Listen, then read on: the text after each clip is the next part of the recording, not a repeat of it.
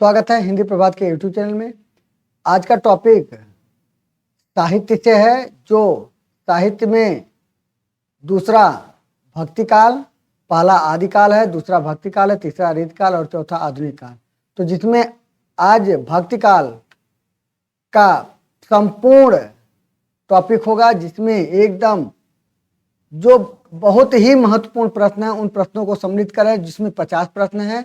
ज़्यादा समय न लगे इसलिए मैं बहुत ही बेहतर तरीके से कम समय में आप लोगों को पूरे प्रश्नों की चर्चा करेंगे। देखिए, पहला प्रश्न आप लोगों के सामने दिख रहा है, रहीम किस बादशाह के दरबारी कवि थे।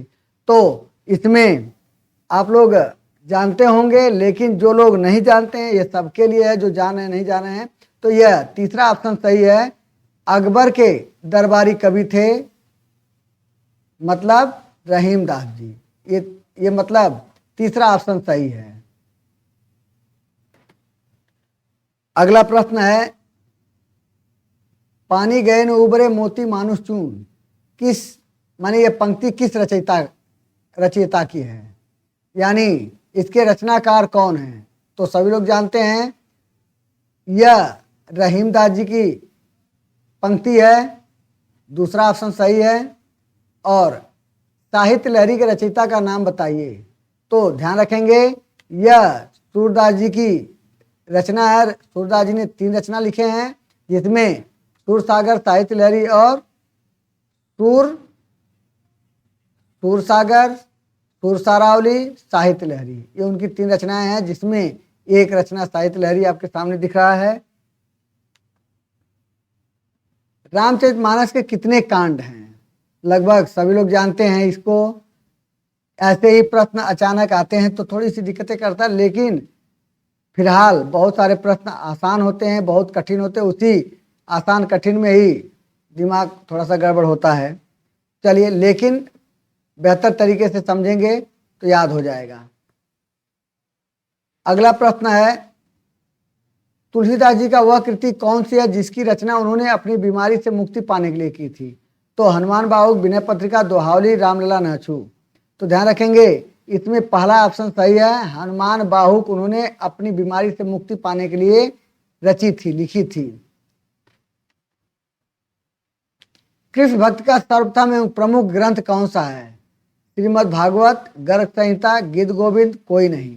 तो इसमें कृष्ण भक्ति का सर्वप्रथम रचना श्रीमद् भागवत, जिसे श्रीमद् भागवत गीता कहते हैं, पहला ऑप्शन सही है। कृष्ण काव्यधारा के प्रवर्तक कौन माने जाते हैं?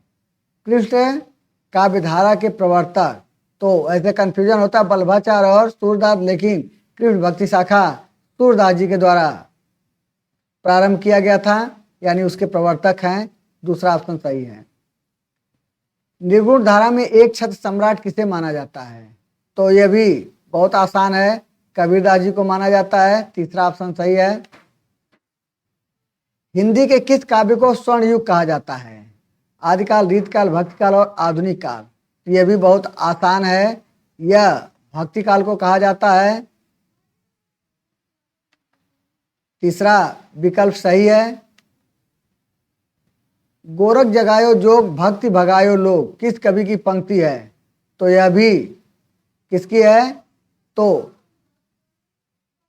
ये तुलसीदास जी की, चौथा ऑप्शन सही है। अनुराग बासरी किस कवि की रचना है? मीराबाई, सूरदास, नूर मोहम्मद जायसी। तो यह नूर मोहम्मद की रचना है, तीसरा ऑप्शन सही है। रहीम हिंदी साहित्य के किस काल के कवि हैं? तो रहीम हिंदी के किस काल के कवि? आदिकाल, भक्ति काल, रीत काल और आधुनिक काल। तो वह भक्ति काल के कवि हैं। अवधी भाषा के प्रथम महाकवि कौन हैं? तुलसी, जायसी, कबीरदास, केशवदास। ये प्रश्न थोड़ा सा परेशान कर सकता है, ऐसे प्रश्न आ जाएंगे तो थोड़ी दिक्कत होगी, तो ध्यान रखेंगे। प्राय लोग तुलसीदास जानेंगे, लेकिन जायसी हैं, जैसा कि तुलसीदास जी के रामचरितमानस से 34 वर्ष पहले जायसी ने पद्मावत की रचना कर चुके थे। यानी कहा जाता है कि सूफी कवियों की सूफी कवियों ने अवधि में अपनी रचना प्रारंभ किए थे। सर्वप्रथम सूफी कवियों ने अवधि में रचना प्रारंभ किए थे, इसलिए अवधि में रचना प्रारंभ करने का श्रेय सूफी कवियों को जाता है। तो जायसी उसमें आते हैं। अष्टछाप किस काव्यधारा से संबंधित है? तो अष्टछाप कृष्ण भक्ति शाखा से संबंधित है। दूसरा ऑप्शन सही है। अगला प्रश्न है, विनय पत्रिका किस विधा की रचना है? पत्र साहित्य, महाकाव्य, पद साहित्य, खंड काव्य। तो यह पद साहित्य है। पदों की रचना उन्होंने किया विनय पत्रिका में। वह उनकी अपनी स्वयं की रचना किसी महाकाव्य का हिस्सा नहीं है, और न वह पत्र है न वह खंड है, तो इसलिए वह पद साहित्य है। तीसरा ऑप्शन सही है। सूरदास ने सूरसागर किस भाषा में लिखा है? तो वैसे सबको लगभग पता होगा कि सूरदास जी की मूल भाषा, प्रिय भाषा, या कह सकते हैं कि सूरदास जी की भाषा ही ब्रज है। वह अपनी पूरी रचना ब्रज में ही किए हैं। पहला ऑप्शन सही है। अष्टछाप के कवियों में कौन नहीं है? सूरदास, नंददास, नरहरिदास और परमानंद।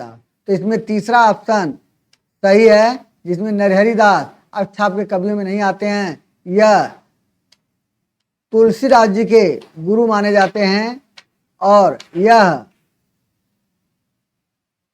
राम काव्य धारा के अंतर्गत आते हैं। तीसरा ऑप्शन सही है। किसने पृथ्वीराज रासो को हिंदी का प्रथम महाकाव्य माना है?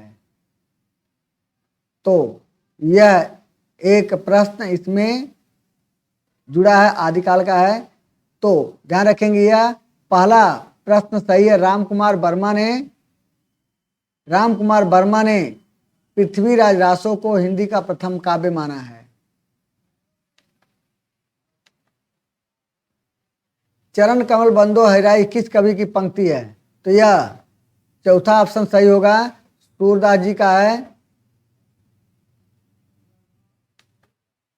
अगला प्रश्न है, कबीरदास ने अपनी रचनाओं में मुख्यतः किस छंद का प्रयोग किए हैं? तो कबीरदास जी ने अपने सभी रचनाओं में सबसे अधिक उन्होंने दोहा का प्रयोग किया है। चौपाई का भी उन्होंने जगह जगह प्रयोग किया है, लेकिन दोहा सबसे अधिक उन्होंने प्रयोग किया है। तीसरा ऑप्शन सही है। कबीरदास के ग्रंथ का नाम? तो बीजक, कबीर ग्रंथावली, कबीर रचनावली, कबीर वाणी। तो ध्यान रखेंगे, कबीरदास जी ने एक ही रचना लिखे हैं, बीजक। उसी के 3 खंड। वैसे प्रश्न पूछता है तो कबीरदास जी ने कितनी रचना लिखे हैं, तो प्रायः लोग 3 रचना बताते हैं, लेकिन 3 उनकी नहीं, मात्र एक रचना है जो उसी के 3 खंड है, साखी शबद रामायणी।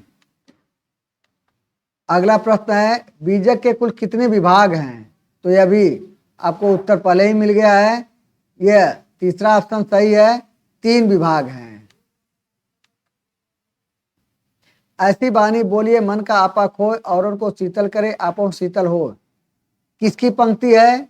तो रहीमदास, कबीरदास, तुलसीदास, दादू। तो ध्यान रखेंगे, यह कबीरदास जी की पंक्ति है। दूसरा ऑप्शन सही है। राम नाम अवलंबिनु परमारथ की आस, बरसत बारिश बूद गई चहत चाहत चढ़न आकाश, किसकी पंक्ति? यानी राम नाम अवलंबिनु परमारथ की आस, बरसत बारिश बूद गई चाहत चढ़न आकाश, किसकी पंक्ति? तुलसीदास, मलुकदास, रहीमदास, सूरदास। तो यह वैसे सामान्यतया राम शब्द को देखने से पता चल जाता है कि तुलसीदास जी की हो सकती है, तो सही भी है। यह पहला ऑप्शन सही है। बिन गोपाल बैरन भई कुंजय, तब ये लता लगत अति शीतल, अब भई विषम ज्वाल की पुंजय, किसकी पंक्तियां हैं? तो ध्यान रखेंगे, यह चौथा ऑप्शन सही है, सूरदास जी की। यह भ्रमर गीत से रचित है, चौथा ऑप्शन सही है। और अवधि में लिखी गई साहित्यिक रचना का नाम है रामायण, उत्तर रामचरितमानस, कम्ब रामायण। तो याद रखेंगे, अवधि में रचित रामचरितमानस है। तीसरा ऑप्शन सही है। सच सया के दोहरे जेव नाविक के तीर, देखन में छोटन लागे घाव करे गंभीर, यह किस कवि की कविता के विषय में कहा गया है? तुलसीदास, बिहारी लाल, चंद्रबरदाई, भारतेंदु। तो यह बिहारी लाल के माने उनकी रचनाओं के लिए कहा गया है। तीसरा ऑप्शन सही है, माने दूसरा बिहारी लाल के लिए कहा गया है। पोथी पढ़ पर जग मुआ, पंडित भया न को, ढाई आखर प्रेम का, पढ़े सो पंडित हो। ये काव्य पंक्तियां किस कवि द्वारा रचित है? तुलसीदास, सूरदास, कबीरदास, बिहारी। तो यह कबीरदास द्वारा रचित है। तीसरा ऑप्शन सही है। अजगर करे न चाकरी, पंछी करे न काम, किसकी पंक्ति है? तो दादू, मलुकदास, रहीमदास, तुलसीदास। तो यह मलुकदास की पंक्ति है। अजगर करे न चाकरी, पंछी करे न काज। आगे का एक पद है, अजगर करे न चाकरी, पंछी करे न काज, दास मलुका कह गए सबके दाता राम। यानी इस तरह से उनकी पूरी पंक्ति है। तो ये मलुकदास की पंक्ति है। तो इसमें दूसरा विकल्प सही है। कौन सा कवि एक ग्रंथ की रचना कर अमर हो गया? सूरदास, मीरा, बिहारी, घनानंद। तो यह बिहारी के लिए लागू होता है। तीसरा ऑप्शन सही है। यह एक ही रचना बिहारी सतसई लिख करके यह अमर हो गए। ध्यान रखेंगे, जो लोग भी देख रहे हैं वह प्रयास करेंगे कि टेलीग्राम चैनल पर, हिंदी प्रभात टेलीग्राम चैनल पर जुड़ें और ये सभी प्रश्नों को उसमें सम्मिलित किया जाएगा, जिसमें प्रतिदिन 30 प्रश्न आप लोगों के रात को 10 बजे लाइव टेस्ट होता है, क्विज होता है, उसमें सम्मिलित हुए और ऐसे प्रश्नों की तैयारी बेहतर तरीके से करते रहें। और अगर हिंदी प्रभात यूट्यूब चैनल को सब्सक्राइब नहीं किए तो सब्सक्राइब कर लेंगे, जिससे कि ऐसे प्रश्न आप लोगों को लगातार प्रैक्टिस कराते रहेंगे तो धीरे धीरे तैयारी करने में थोड़ी आसानी हो जाएगी। तो चलिए अगला प्रश्न, पुष्टि मार्ग का मान्य आचार्य कौन है? यानी पुष्टि मार्ग का मान्य आचार्य कवि? मध्वाचार्य, रामानुजाचार्य, वल्लभाचार्य, निम्बकाचार्य। तो तीसरा ऑप्शन सही है, वल्लभाचार्य ने पुष्टि मार्ग का स्थापना किया। इनमें से कौन कवि ज्ञानाश्रयी शाखा के अंतर्गत नहीं है? जायसी, नामदेव, कबीर, रैदास। तो ध्यान रखेंगे, ज्ञानाश्रयी का नहीं है। तो समझ गए होंगे, पहला ऑप्शन सही है। जायसी प्रेमाश्रयी के हैं, बाकी तीनों लोग नामदेव, कबीरदास और रैदास ये ज्ञानाश्रयी के अंतर्गत आते हैं। इनमें से कौन कवि भक्ति काल के अंतर्गत नहीं है? बिहारी, कृष्णदास, परमानंदास, नंददास। तो ये भी समझ गए होंगे, बिहारी रीतकाल के हैं, इसलिए पहला ऑप्शन सही है। इनमें से कौन सी रचना मलिक मोहम्मद जायसी की नहीं है? पद्मावत, आखिरी कलाम, अखरावट, मृगावती। तो मृगावती उनकी रचना नहीं है, बाकी सब मलिक मोहम्मद जायसी की है।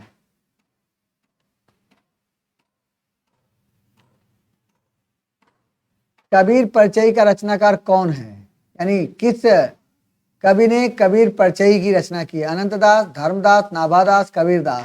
तो याद रखेंगे, इसके रचनाकार अनंतदास है, पहला ऑप्शन सही है।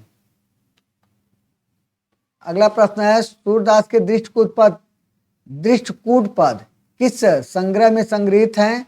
तो सूरदास जी के दृष्टकूट पद, ध्यान रखेंगे, साहित्य लहरी में संग्रहित हैं। दृष्टकूट का अर्थ आप लोग जानते होंगे, जो हमें किसी शब्द के अर्थ के माध्यम से, यानी जो अभिधा शब्द शक्ति होती है वह सभी दृष्टकूट पद कहलाते हैं। यानी कहने का मतलब है कि वाच्यार्थ, वाणी के अर्थ को जब हम निकालते हैं, यानी हम जो बोलते हैं उस बोलने का जब हम व्याख्या करते हैं, अर्थ निकालते हैं, तो ऐसे शब्दों को, वाच्यार्थ को हम दृष्टकूट पद कहते हैं। और साहित्य लहरी पूरा सूरदास जी का दृष्टकूट पद है। गोसाई चरित्र के लेखक निम्नलिखित में से कौन हैं? तो तुलसीदास, मूल गोसाई, बेड़ी माधवदास और भटकेदास। तो ध्यान रखेंगे, यह तीसरा विकल्प सही है, बेणी माधव दास। यह गोसाई चरित्र के लेखक है। माना जाता है कि बेणी माधव तुलसीदास जी के शिष्य थे और उन्होंने उनके ऊपर उनके माने गोसाई चरित नाम से उन्होंने रचना किया है। तो बेणी माधव किसके शिष्य हैं? तो पता चलता है कि यह तुलसीदास जी के शिष्य हैं। विशिष्टाद्वैत सिद्धांत के प्रवर्तक आचार्य कौन हैं? विशिष्टाद्वैत, तो यह भी आप लोग जान गए होंगे, रामानुजाचार्य यह विशिष्टाद्वैत सिद्धांत के प्रवर्तक आचार्य हैं। कबीर ने अपने शब्द किस छंद में लिखे हैं? तो यह उनका शब्द साखी शब्द रामायणी, तो ध्यान रखेंगे शब्द उनका गे पद में है।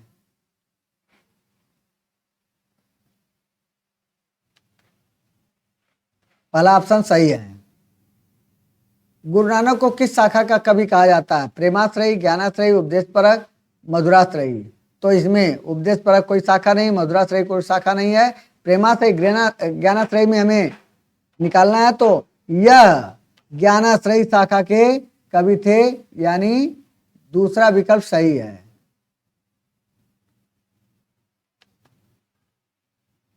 सुंदरदास किसके शिष्य थे? कबीरदास, रज्जब, दादू, पलटूदास।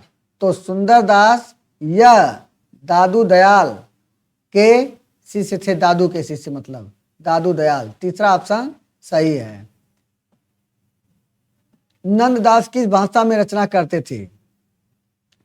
अवधी, बुंदेली, ब्रजभाषा, खड़ी बोली। तो ध्यान रखेंगे यह तीसरा ऑप्शन सही है, ब्रजभाषा में करते थे और यह अष्टछाप के कवियों में गिने जाते हैं। जैसा कि हमने अष्टछाप के कवियों का बहुत सटीक दोहा बनाया है। अगर आप लोग यूट्यूब चैनल, हमारे हिंदी प्रभात यूट्यूब चैनल से जुड़े होंगे तो आप लोग पढ़े भी होंगे, नहीं पढ़े होंगे तो ध्यान से उसे एक बार देखिएगा। सुपर चतुर हैं नंद जी, कृष्ण कुप छितराय, अष्टछाप के पुण्य हो गोविंद दियो बताया। देखेंगे तो इसमें सारे अष्टछाप के कवि एक दोहे में हमने सबको गुथ दिया है। तो ध्यान से देखिएगा तो याद हो जाएगा, बहुत आसान है, याद करने की समस्या नहीं रहेगी।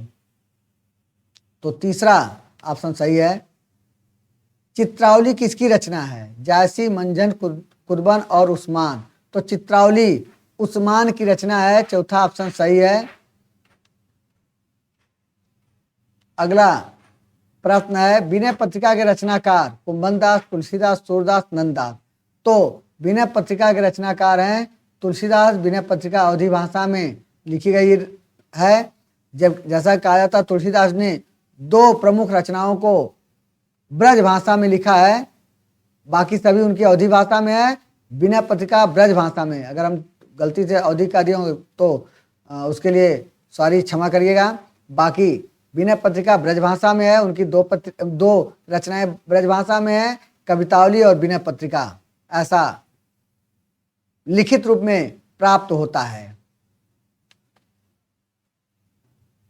अगला प्रश्न है, ज्ञान मार्गी कवियों को किस नाम से पुकारा जाता है? भक्त कवि, सिद्ध कवि, चारण कवि, संत कवि। तो चौथा ऑप्शन सही है। ज्ञान मार्गी शाखा और संत काव्यधारा, ज्ञानाश्रयी और संत काव्यधारा दोनों एक ही है। इस हिसाब से देखेंगे तो ज्ञानाश्रयी को ही संत काव्यधारा भी कहते हैं। तो इसमें चौथा विकल्प सही है। कबीर की साखी लिखा है, किस छंद में है? कबीर की साखी किस छंद में है? तो ध्यान रखेंगे कबीर की साखी दोहा छंद में लिखा गया है, पहला विकल्प सही है। सूरदास किसके शिष्य कहे जाते हैं? रामानुजाचार्य, रामानंद, बल्लभाचार्य, मध्वाचार्य। तो यह बल्लभाचार्य के प्रमुख शिष्यों में एक थे। ऐसा कहा जाता है कि बल्लभाचार्य के जो मुख्य शिष्य में आते हैं वह सूरदास उनके प्रमुख शिष्य थे। सूरदास जी को ही पुष्टमार्ग का जहाज के नाम से भी जाना जाता है। पुष्टमार्ग का प्रवर्तक बल्लभाचार्य हैं और सूरदास जी पुष्टमार्ग के जहाज के नाम से जाने जाते हैं। तीसरा ऑप्शन सही है। अगला, भक्ति काल के ज्ञानाश्रयी शाखा के अंतर्गत कौन आता है? भक्ति काल के ज्ञानाश्रयी शाखा के अंतर्गत कौन आता है? जायसी, तुलसी, कृष्णदास, कबीरदास। तो इसमें ज्ञानाश्रयी का मतलब संत काव्यधारा और यह कबीरदास जी हैं जायसी प्रेम मार्गी हैं, तुलसीदास जी रामाश्रयी के हैं, कृष्णदास या माने कृष्ण शाखा के माने कृष्णाश्रयी शाखा के हैं जो अष्टछाप के कवियों में आते हैं। कबीरदास जी ज्ञान मार्गी मतलब संत काव्य धारा के कवि हैं। तो चौथा विकल्प सही है। इनमें से कौन भक्ति काल का कवि नहीं है? सूरदास, कबीरदास, बिहारी, तुलसीदास। तो इसमें भक्ति काल के कवि बिहारी नहीं है। तीसरा विकल्प सही है, बिहारी भक्ति काल के कवि नहीं है। इनमें से कौन कृष्ण भक्त कवि नहीं है? केशवदास, कबीरदास, जायसी, रसखान। तो इनमें से कौन कृष्ण भक्त कवि है? 4 ऑप्शन में ध्यान रखना है कौन है। केशवदास या भक्ति काल के रामाश्रयी शाखा के, कबीरदास संत काव्य धारा के, जायसी प्रेमाश्रयी शाखा के और रसखान कृष्ण भक्ति शाखा के। मतलब चौथा विकल्प सही है। इस प्रकार आज यह 50 प्रश्न, अक्सर मैं 50-50 प्रश्नों का एक सीरीज तैयार कर रहा हूँ। यह आज भक्ति काल का 50 प्रश्न था और ऐसे ही पिछले दिन हमने काव्य शास्त्र के 2 सीरीज तैयार किए। आप लोगों के सामने 100 प्रश्नों का काव्य शास्त्र जो टीजीटी पीजीटी के लिए स्पेशली तैयारी करना चाहते हैं वह 50-50 यानी 100 दो वीडियो है, फर्स्ट सेकंड करके है। तो उसे अगर 100 काव्य शास्त्र के प्रश्न तैयार कर लेंगे तो 4-5 प्रश्न उससे तैयार हो जाएगा। एक वीडियो आपकी आदिकाल से संबंधित माने 50 प्रश्नों का आदिकाल से संबंधित प्रश्न है और आज यह 50 प्रश्न भक्ति काल से संबंधित था। आगे प्रयास करेंगे तो भक्ति काल के कम से कम 100 क्वेश्चन सभी कालों से मैं कलेक्शन कर रहा हूँ, इकट्ठा कर रहा हूँ, संग्रह रहेगा जो आप 100 प्रश्न अगर सभी से कर लेंगे। इसके बाद थोड़ी सी साइड से रचनाकारों और प्रमुख पंक्तियां जो होती हैं और पुरस्कार, इन सब से थोड़ा थोड़ा अगर ध्यान देते रहेंगे तो मैं समझता हूँ कि एकदम लेवल का तैयारी हो जाएगा और बढ़िया से आप कर सकते हैं। तो हम अगर आप बेहतर तरीके से तैयारी करना चाहते हैं तो एक बार प्रयास करिए कि हमारे साथ जुड़िए और मैं धीरे धीरे लगातार आप लोगों को प्रैक्टिस कराता रहूँगा, चाहे यूट्यूब चैनल पर हो, चाहे टेलीग्राम चैनल पर हो, चाहे ग्रुप में हो। मेरे पास पढ़ाने की बहुत सारी व्यवस्थाएं हैं, बस पढ़ने वाले की बात है। तो अगर लगातार आप ध्यान देते रहेंगे तो बेहतर तैयारी कर सकते हैं। तो चलिए आज इतना ही, फिर अगले दिन आप लोगों को अगले टॉपिक के साथ मिलते हैं। तब तक के लिए सभी लोगों को धन्यवाद।